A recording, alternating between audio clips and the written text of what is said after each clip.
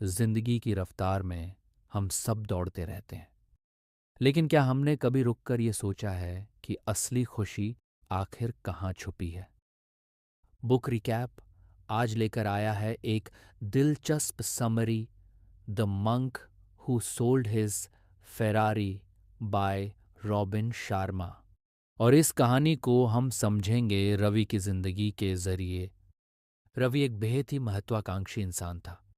College से निकलते ही उसने कॉरपोरेट दुनिया में कदम रखा और कुछ ही सालों में वह एक बड़ी मल्टीनेशनल कंपनी में ऊंचे पद पर पहुंच गया। उसके पास गाड़ी थी, बढ़िया फ्लैट था, ब्रांडेड कपड़े और महंगे गैजेट्स थे। बाहर से देखने वाले सोचते कि रवि की जिंदगी परफेक्ट है, लेकिन असली सच्चाई कुछ और ही थी। हर सुबह जब रवि दफ्तर के लिए निकलता तो उसके चेहरे पर मुस्कान होती, मगर दिल के अंदर एक अजीब सी थकान और खालीपन रहता। उसे लगता था कि इतनी मेहनत करने के बाद भी उसे वह सुकून नहीं मिल रहा जिसकी तलाश थी। वह अक्सर सोचता, शायद प्रमोशन मिल जाए तो मैं खुश हो जाऊंगा, शायद नई कार लेने के बाद लाइफ सेटल हो जाएगी। लेकिन जब भी वह लक्ष्य पूरा करता, कुछ ही समय में वही बेचैनी वापस लौट आती। एक दिन ऑफिस से लौटते वक्त वह बहुत थका हुआ महसूस कर रहा था। बारिश की हल्की फुहारें हो रही थीं और सड़क के किनारे एक पुरानी सी किताबों की दुकान दिखी। बचपन से ही रवि को किताबें पढ़ने का शौक था, तो उसने सोचा चलो कुछ देर यहाँ रुक कर दिमाग हल्का करते हैं। जैसे ही वह दुकान में दाखिल हुआ, उसकी नज़र एक किताब पर जा टिकी, the monk who sold his Ferrari.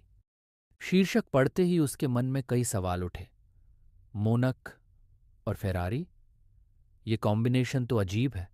आखिर किसने अपनी फेरारी बेचकर साधु बनने का फैसला किया होगा? बिना देर किए रवि ने वह किताब खरीदी और घर पहुंचकर कॉफी बनाई।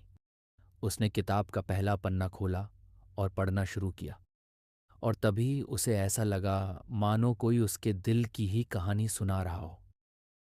किताब की शुरुआत एक बहुत सफल वकील की कहानी से होती है, जो दौलत और शोहरत तो कमा लेता है, लेकिन उसकी सेहत और शांति दोनों चली जाती हैं। और एक दिन कोर्टरूम में ही उसे दिल का दौरा पड़ जाता है। ये पढ़कर रवि सन्न रह गया, क्योंकि वह खुद भी तो लगातार स्ट्रेस और थकान में जी रहा था। वह पन्ना दर पन्ना पढ़ता चला गया और हर लाइन उसके दिल को छू रही थी। उसे लगा कि यह किताब सिर्फ एक कहानी नहीं, बल्कि उसके सवालों का जवाब है। रवि किताब में और गहराई तक डूब गया। कहानी उस वकील की आगे बढ़ती है जिसने सब कुछ छोड़कर हिमालय की तरफ रुख किया था। फेरारी बेच दी, महंगे सूट और आलीशान बंगलों को अलविदा कहा और निकल पड़ा, सच्ची खुशी और ज्ञान की तलाश में। रवि के मन में सवाल उठा, क्या सचमुच कोई इंसान इतना बड़ा कदम उठा सकता है? लेकिन जैसे जैसे वह पढ़ता गया, उसकी जिज्ञासा और बढ़ती गई।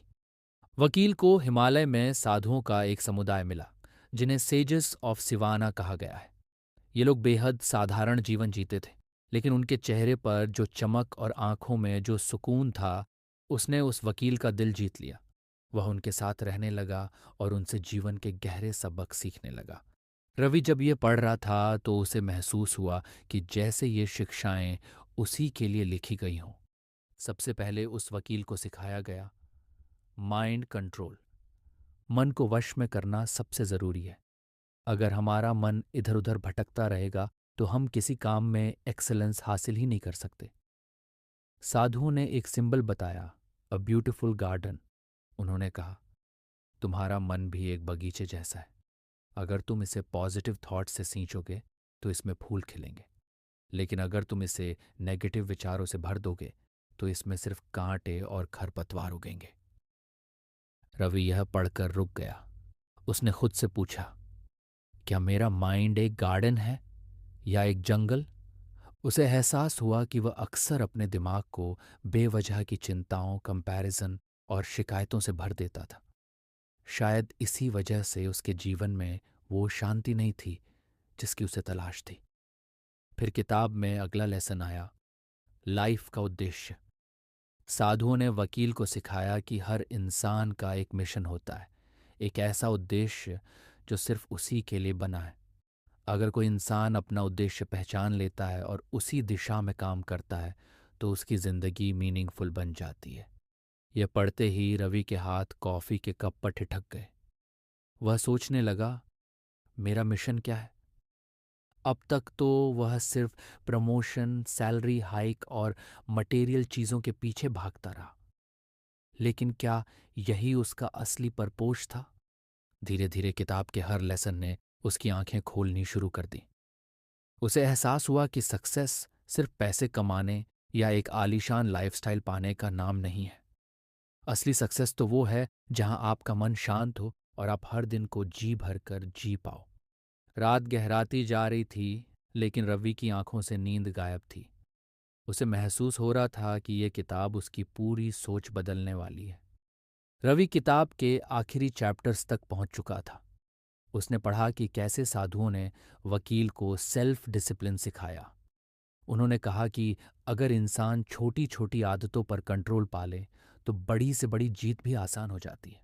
सुबह जल्दी उठना, साइलेंस में बैठना, ग्रैटिट्यूड प्रैक्टिस करना, ये सब छोटी बातें दिखती हैं, लेकिन इन्हीं से चरित्र बनता है। रवि ने खुद से वादा किया कि वह भी अब अपने दिन की शुरुआत मोबाइल स्क्रॉल करके नहीं करेगा। वह मेडिटेशन की आदत डालेगा, अपने लक्ष्यों को लिखेगा और सबसे बड़ी टास्क को पहले पूरा करेगा। किताब में एक और बात लिखी थी, टाइम इज़ लाइफ। समय सिर्फ पैसा नहीं है बल्कि ज़िंदगी है। हर पल जो निकल जाता है वह कभी वापस नहीं आता। साधुओं ने सिखाया कि हर इंसान को अपने समय का सही उपयोग करना चाहिए, क्योंकि यही असली धन है। रवि की आंखों में चमक आ गई। वह समझ गया कि अब उसे प्रोक्रेस्टिनेशन नहीं करनी है। अब उसे दूसरों से कंपेयर नहीं करना है। उसे बस अपना बेस्ट देना है और अपने जीवन को मीनिंगफुल बनाना है। किताब के आखिरी पन्नों पर एक लाइन लिखी थी जिसने उसे हिला दिया। When you die, your possessions die with you, but your legacy lives forever. Ravi ने किताब बंद की और गहरी सांस ली। उसे लगा कि वह अब पहले जैसा इंसान नहीं रहा। ये किताब उसके लिए सिर्फ एक कहानी नहीं थी, बल्कि एक नई जिंदगी का दरवाज़ा खोलने वाली चाबी थी। उसने कॉफ़ी का आखिरी घूंट लिया और मुस्कुराते हुए सोचा, शुक्र है कि आज मैं उस बुक स्टोर में गया था, वरना शायद मैं कभी यह सच नहीं जान पाता। और दोस्तों, यही थी the monk who sold his Ferrari की समरी रवि की कहानी के जरिए।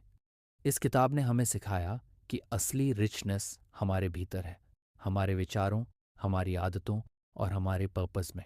समरी को आखिर तक सुनने के लिए आपका दिल से धन्यवाद।